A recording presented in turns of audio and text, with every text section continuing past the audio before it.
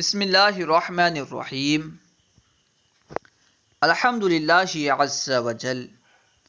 ہم قانون شریعت پڑھ رہے ہیں۔ آج ہم انشاءاللہ عز وجل قانون شریعت سے جن، موت و قبر اور روح وغیرہ کے تعلق سے پڑھیں گے۔ جن کا بیان۔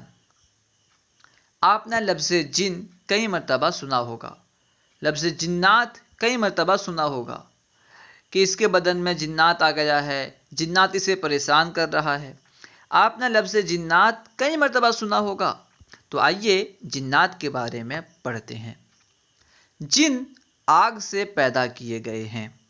جس طرح انسان مٹی سے پیدا کیے گئے ہیں، جس طرح آدمی مٹی سے پیدا کیے گئے ہیں، اسی طرح جنات آگ سے پیدا کیے گئے ہیں۔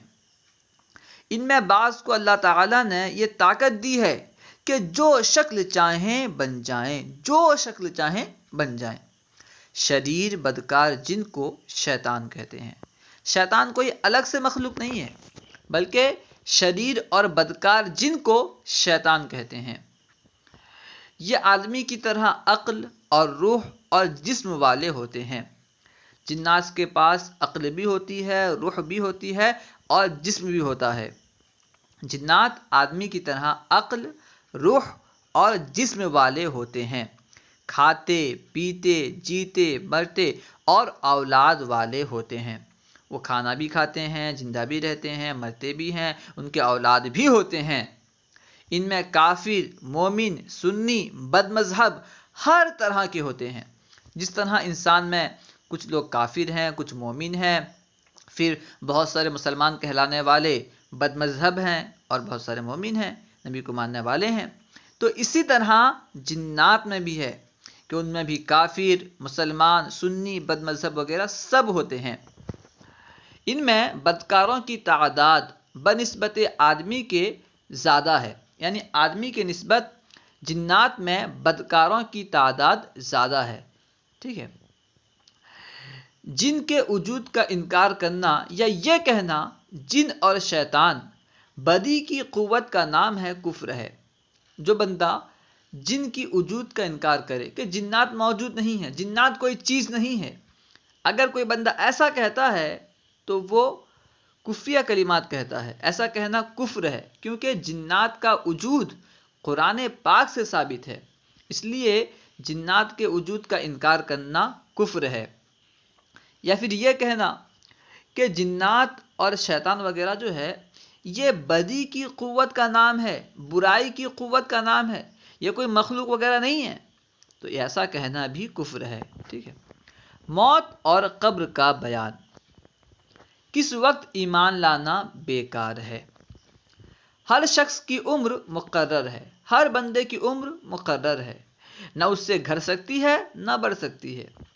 جب زندگی کا وقت پورا ہو جاتا ہے تو حضرت عزرائیل علیہ السلام روح نکالنے کے لیے آتے ہیں۔ حضرت عزرائیل علیہ السلام یہ ایک فرشتے ہیں، ان کا کام ہے کہ یہ لوگوں کا روح نکالتے ہیں۔ انہی کو ملک الموت کہتے ہیں، یعنی موت کے فرشتے، یعنی فرشتے، موت یعنی موت، ملک الموت موت کے فرشتے، یعنی روح نکالنے والے فرشتے۔ ہر شخص کی عمر مقرر ہے، نہ اس سے گھٹ سکتی ہے نہ بڑھ سکتی ہے۔ جب زندگی کا وقت پورا ہو جاتا ہے تو حضرت عزرائیل علیہ السلام روح نکالنے کے لیے آتے ہیں۔ اس وقت مرنے والے کو دائیں بائیں جہاں تک نظر جاتی ہے فرشتے ہی فرشتے دکھائی دیتے ہیں۔ مسلمان کے پاس رحمت کے فرشتے ہوتے ہیں اور کافر کے پاس عذاب کے۔ اس وقت کافر کو بھی اسلام کے سچے ہونے کا یقین ہو جاتا ہے، جب وہ دیکھتا ہے کہ دائیں بائیں جہاں تک نگاہ جاتی ہے، جہاں تک نظر جاتا ہے بس فرشتے ہی فرشتے نظر آ رہے ہیں، تو کافر کو بھی یقین ہو جاتا ہے کہ اسلام جو ہے سچا مذہب ہے، اسلام کے سچے ہونے کا اسے بھی یقین ہو جاتا ہے۔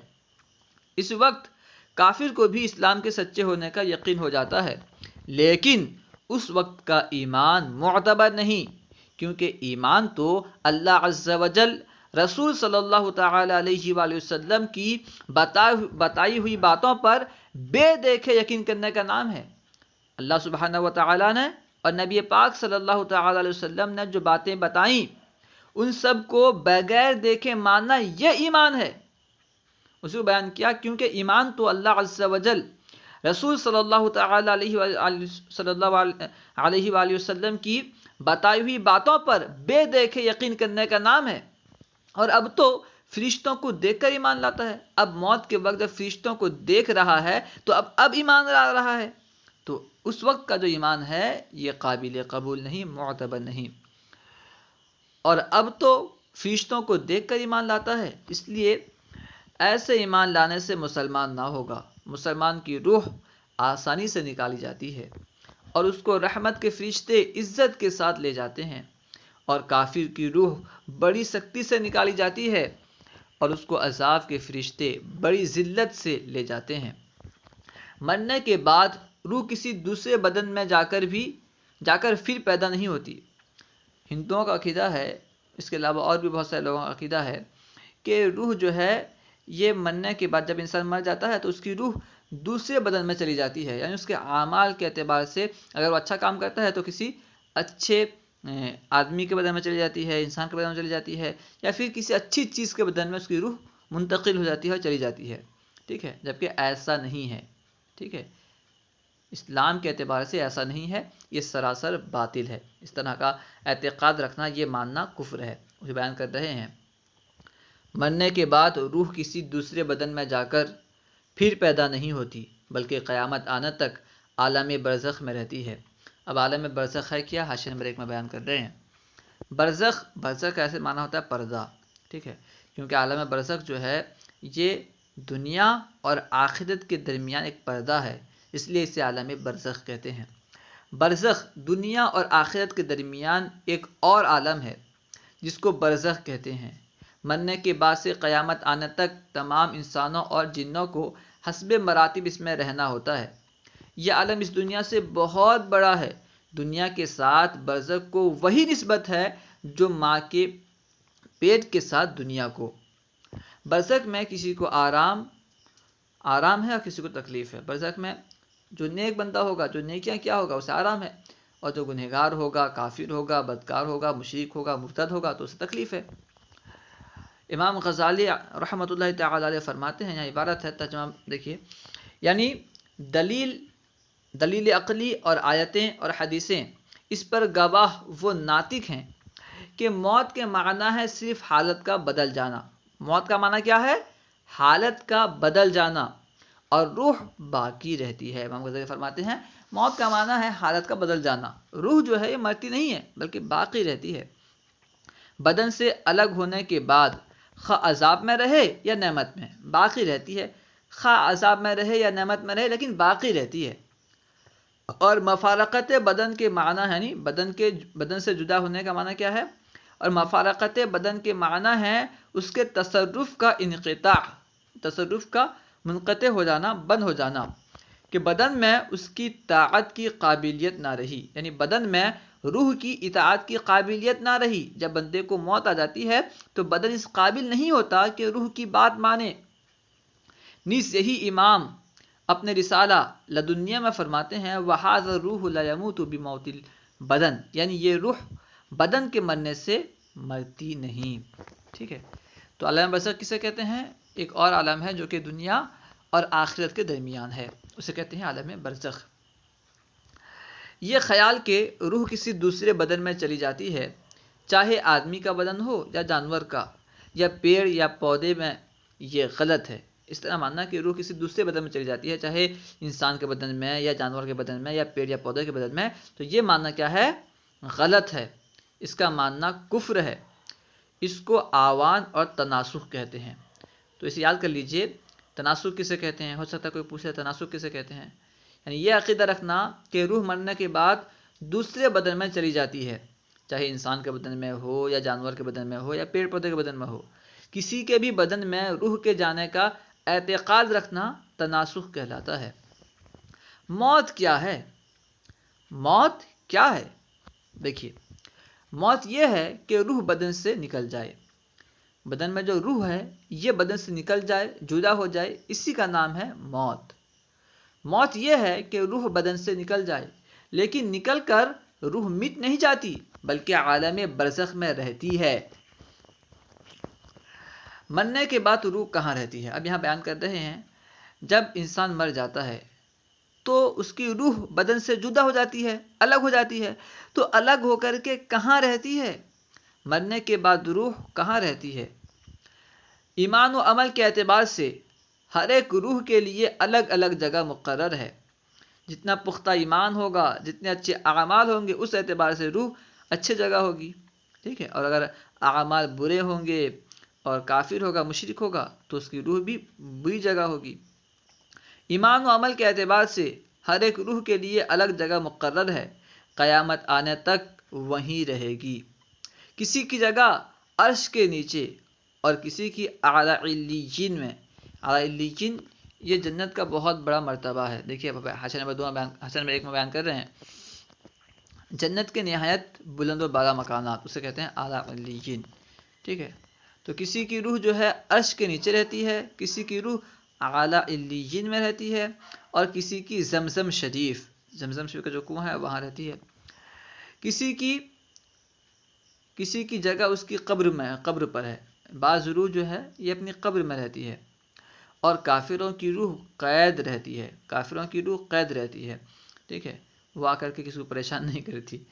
کافروں کی روح قید رہتی ہے۔ کسی کی چاہے برہوت کیا ہے، حشر نمبر 2 میں بیان کر رہے ہیں۔ چاہے برہوت یمن میں واقع ایک کنواں ہے، یمن میں ایک کنواں ہے جسے کہتے ہیں چاہے برہوت۔ تو کافروں کی روح یا تو قید ہوتی ہے، کہاں قید ہوتی ہے؟ یا تو چاہے برہوت میں یا کسی سجین میں، سجین ایک جہنم کی وادی کا نام ہے۔ کافروں کی روح قید رہتی ہے، کسی کی چاہے برہوت میں، کسی کی سجین میں، کسی کی اس کے مرگھٹ یعنی قبر میں، البتہ قید رہتی ہے۔ کیا روح بھی مرتی ہے؟ کیا روح بھی مر جاتی ہے؟ ٹھیک ہے، اس کو بیان کر رہے ہیں، کیا روح بھی مرتی ہے؟ بہرحال روح مرتی یا مٹتی نہیں بلکہ باقی رہتی ہے، اور جس حال میں بھی ہو اور جہاں کہیں بھی ہو اپنے بدن سے اس طرح کا لگاؤ رکھتی ہے، بدن کی تکلیف سے اسے بھی تکلیف ہوتی ہے اور بدن کے آرام سے آرام پاتی ہے۔ جو کوئی قبر پر آئے اسے پہچانتی ہے۔ روح مر مٹ نہیں جاتی بلکہ روح کا بدن سے ایک لگاؤ ہوتا ہے، تعلق ہوتا ہے، چاہے روح کہیں بھی رہے، اعلیٰ علیین میں رہے یا عرش کے نیچے رہے، چاہے زمزم میں رہے یا بدکار ہونے کی صورت میں چاہے برہوت میں رہے، ٹھیک ہے، یا سجین میں رہے یا قبر میں رہے، کہیں بھی ہو بدن سے اس کا تعلق ہوتا ہے۔ بدن کو تکلیف پہنچتی ہے تو روح کو بھی تکلیف پہنچتی ہے، بدن کو آرام پہنچتا ہے تو روح کو بھی آرام پہنچتا ہے، اور قبر کے پاس جو آتا ہے روح سے پہچانتی ہے، جانتی ہے۔ وہ بیان کر رہے ہیں اسے بدن کی تکلیف سے اسے بھی تکلیف ہوتی ہے اور بدن کے آرام سے آرام پاتی ہے۔ جو کوئی قبر پر آئے اسے دیکھتی پہچانتی ہے، اس کی بات سنتی ہے، اور مسلمانوں کی نسبت تو حدیث شریف میں آیا ہے کہ جب مسلمان مر جاتا ہے تو اس کی راہ کھول دی جاتی ہے، جہاں چاہے جائے۔ جب مسلمان زندہ تھا تو گویا کہ ہر جگہ نہیں جا پاتا تھا، لیکن جب مر جاتا ہے تو اس کی راہ کھول دی جاتی ہے، وہ جہاں چاہے جائے، ٹھیک ہے۔ جب ایک عام مسلمان آنے والے کو دیکھتا ہے، پہچانتا ہے، اس کلام کو سنتا ہے اور جہاں چاہے جا سکتا ہے، تو سید الانبیاء کی کیا بات ہوگی، اولیاء کرام کی کیا بات ہوگی، نبیوں کی کیا بات ہوگی؟ کیا وہ آنے والے کو دیکھتے نہیں ہوں گے؟ کیا ان کے کلام کو نہیں سنتے ہوں گے؟ کیا ان کی مدد نہیں کرتے ہوں گے؟ یقیناً کرتے ہیں، یقیناً سنتے ہیں اور ہماری مدد کرتے ہیں۔ خیر، مسلمانوں کی نسبت تو حدیث شریف میں آیا ہے کہ جب مسلمان مر جاتا ہے تو اس کی راہ کھول دی جاتی ہے، جہاں چاہے جائے۔ حضرت شاہ عبدالعزیز صاحب رحمۃ اللہ تعالی علیہ لکھتے ہیں، روح را قرب و بعد مکانی یکساں است۔ روح کے لیے کوئی جگہ دور یا نزدیک نہیں۔ روح کے لیے قرب و بعد مکانی یکساں است، یعنی قریب اور دور کا مکان ایک ہی طرح ہے، برابر ہے۔ روح را قرب و بعد مکانی یکساں است، یعنی روح کے لیے کوئی جگہ دور یا نزدیک نہیں بلکہ سب جگہ برابر ہے۔ روح کے لیے سب جگہ برابر ہے، ٹھیک ہے۔ جب سب جگہ برابر ہے تو 1 منٹ میں کہیں سے کہیں جا سکتی ہے، دور کی جگہ ہو تو وہاں بھی جا سکتی ہے. تو جب عام روح دور کی جگہ 1 منٹ میں جا سکتی ہے، جب عام روح کے لیے قرب و بعد برابر ہے تو سید الانبیاء کے لیے بدرجہ اولا برابر ہے. یعنی قریب جانا جیسا ہی ہے، جیسا ہے ویسا دور جانا ہے. تو سید الانبیاء یقیناً ہماری مدد کرتے ہیں، مدینہ طیبہ سے اپنے روضہ مطہرات سے ہماری مدد فرماتے ہیں. اولیاء کرام ہماری مدد فرماتے ہیں. اگر ہم یا غوث المدد کہتے ہیں تو غوث اعظم ہماری مدد فرماتے ہیں. خیر، ہاں، ہمارا عقیدہ یہ نہیں ہے کہ یہ بذات خود مدد کرتے ہیں، بلکہ اللہ کی عطا سے مدد کرتے ہیں. ان کو جو بھی طاقت ہے، قوت ہے، جو بھی مدد کرتے ہیں اللہ کی عطا سے کرتے ہیں. ٹھیک ہے، تو یہاں پہ شرک نہیں ہے، شرک کہنا ہی نہیں اسے. خیر، روح کی موت اور بعض احوال. جو یہ مانے کہ مرنے کے بعد روح مٹ جاتی ہے وہ بد مذہب ہے.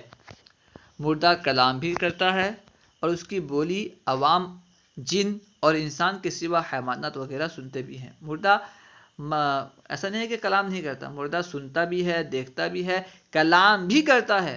اور مردے کے کلام کو انسان جنات اور حیوانات کے سوا انسان جنات کے علاوہ تمام حیوانات سنتے ہیں. وہ بیان کیا کہ اس کی بولی عوام جن اور انسان کے سوا حیوانات وغیرہ سنتے بھی ہیں. یعنی ایسا نہیں ہے کہ کوئی انسان نہیں سنتا. انسان میں جو خاص لوگ ہوتے ہیں جیسے انبیاء کرام ہو گئے، اولیاء کرام ہو گئے، ٹھیک ہے، اس طرح خاص جو جن ہوتے ہیں ان کے علاوہ تمام جانور یہ تو سنتے ہی ہیں.